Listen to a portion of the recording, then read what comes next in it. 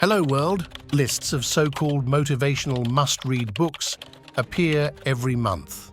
However, among the huge variety of accounts, you might find only few stories which were not invented by the author, but tested, passed through, and experienced by oneself. In my opinion, this allows ordinary readers easy to involve in this book and experience it, facing with problems and gaining life experience. In this video, we will talk about a selection of the best motivational books about the difficulties of life, survival, and overcoming oneself. Watch this video, read books, and get motivated.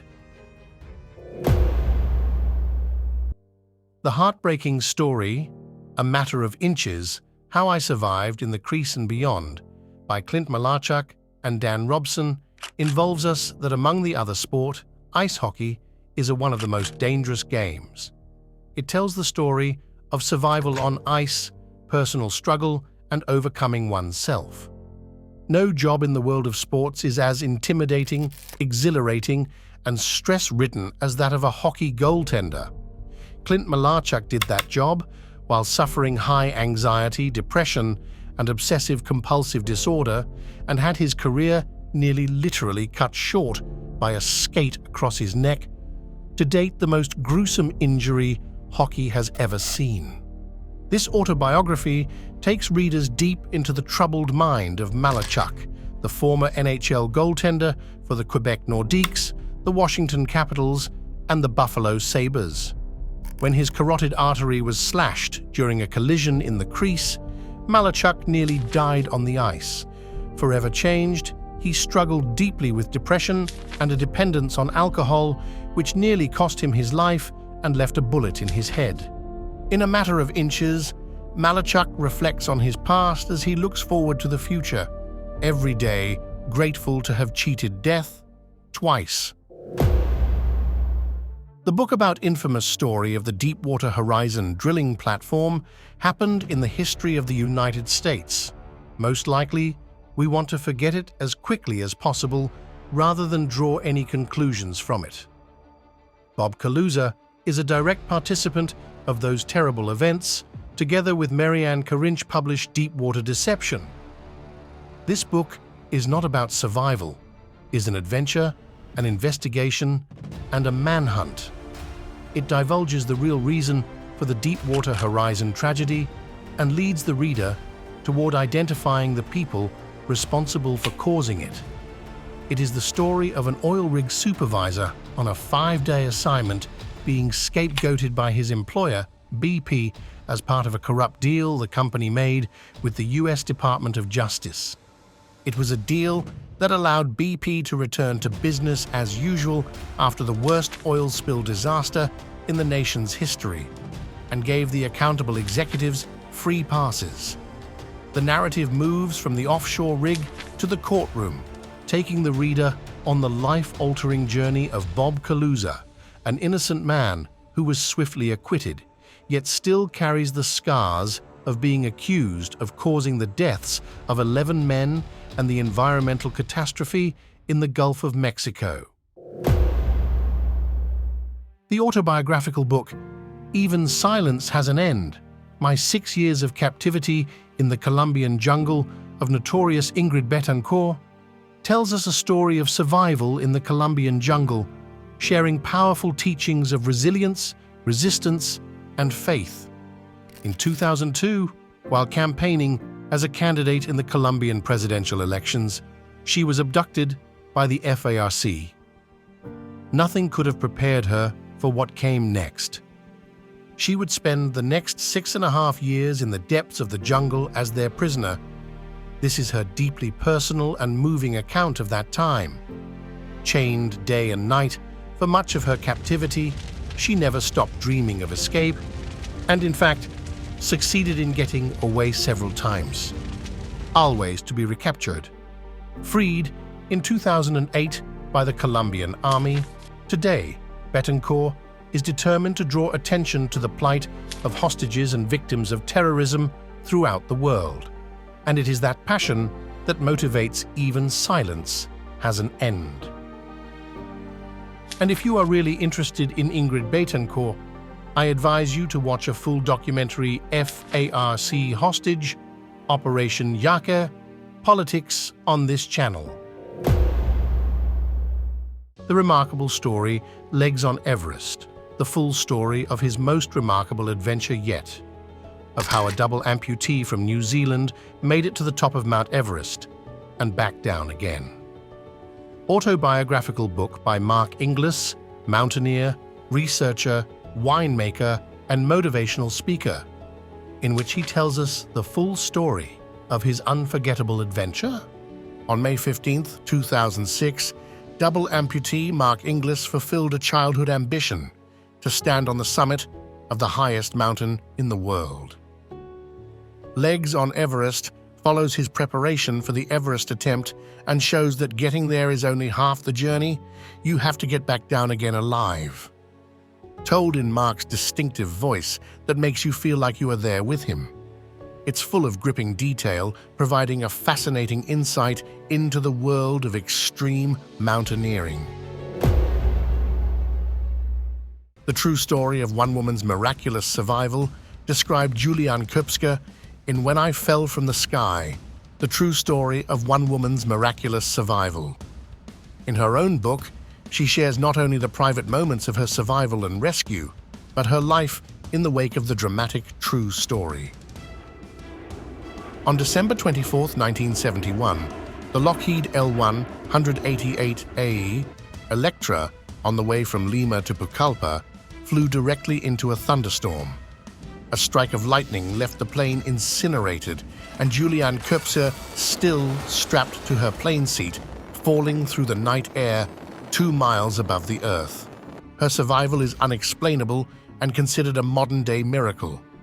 Her mother was among the 91 dead, and Juliane the sole survivor.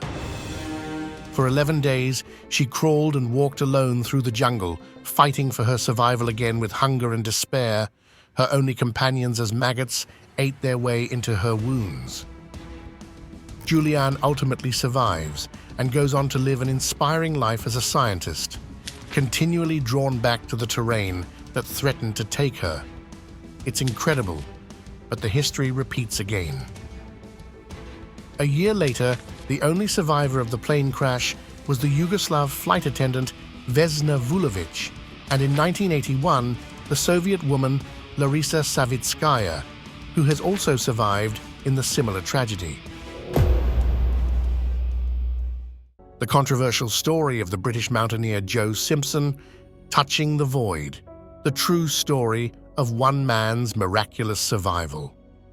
After reading this book, even those people who climb the mountains are wrong to judge the actions of his mate. Joe Simpson, with just his partner Simon Yates, tackled the unclimbed west face of the remote 21,000 feet Ciula Grande in the Peruvian Andes in June of 1985. But before they reached the summit, disaster struck. A few days later, Simon staggered into base camp, exhausted and frostbitten, to tell their non-climbing companion that Joe was dead. For 3 days, he wrestled with guilt as they prepared to return home. Then a cry in the night took them out with torches, where they found Joe, badly injured, crawling through the snowstorm in a delirium. Far from causing Joe's death, Simon had paradoxically saved his friend's life. What happened, and how they dealt with the psychological traumas that resulted when Simon was forced into the appalling decision to cut the rope, makes not only an epic of survival, but a compelling testament of friendship. Alone in the Ocean by Slava Kurilov. This story is often called one of the most striking adventures of the 20th century. Slava Kurilov, being a professional oceanographer, was eager to see the entire world. But the Soviet Union, separated from other countries by the Iron Curtain, did not let him out beyond the borders. Slava Kurilov did not want to submit. In December 1974, he managed to escape from the tourist liner not far from the Philippines. Without food and drink, without proper sea tackle, equipped only with a snorkel and flippers, He swam about 100 kilometers to the Philippine coast, having spent almost 3 days in the ocean. This book, written by Slava Kurilov, with documentary precision of an explorer and talent of an excellent writer, tells us about extreme physical and spiritual conditions, about the ways of finding external and internal freedom. What do you know about Chris Bertish? He is a South African surfer, stand-up paddleboarder, adventurer, and motivational speaker. The book, All In, The Atlantic Stand-Up Paddle Crossing, 93 Days Alone at Sea, tell us unbelievable story about conquering the ocean through conquering yourself. In 2017, Chris became the first person ever to stand-up paddleboard across any ocean. Defying all odds, he paddled 7,500 kilometers solo, unassisted and unsupported, for 93 days across the Atlantic Ocean, from Morocco, Africa, to Antigua in the Caribbean.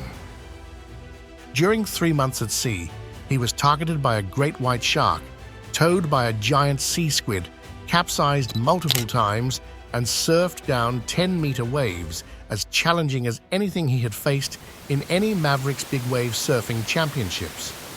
Too many times he found himself hanging on the edge of his modified SUP for dear life. He also became one with the elements and ultimately succeeded in doing something everyone said was simply impossible. This is the story of his incredible journey. Henry Charrier's astonishing autobiography, Papillon, was the first published in France to instant acclaim in 1968, more than 20 years after his final escape. Since then, it has become a treasured classic, the gripping, shocking, ultimately uplifting odyssey of an innocent man who would not be defeated.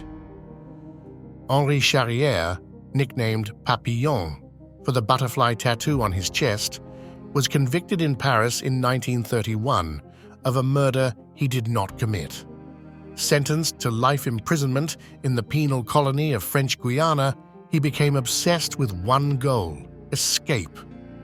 After planning and executing a series of treacherous yet failed attempts over many years, he was eventually sent to the notorious prison, Devil's Island, a place from which no one had ever escaped, until Papillon.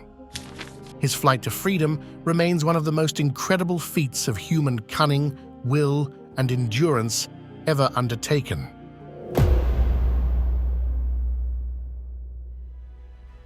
Unfortunately, there are not many books written about geologists.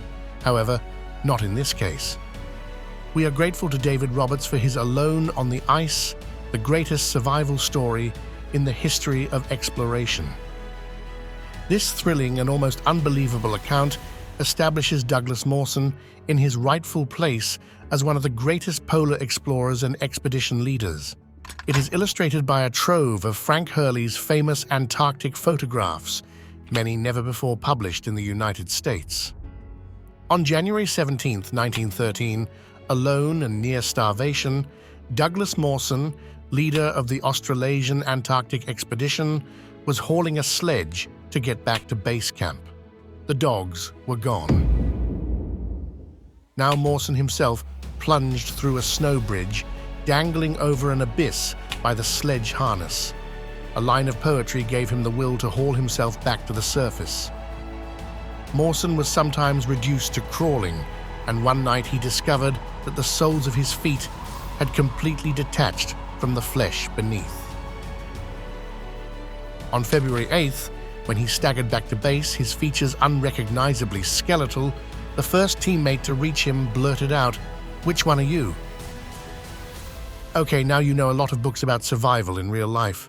I hope this motivated you. I won't spoil it. Read books and enjoy. And I will also be very pleased if you will subscribe to the channel and put like under this video. This will really help to appreciate my work. Moreover, share this video with your friends. See you again very soon.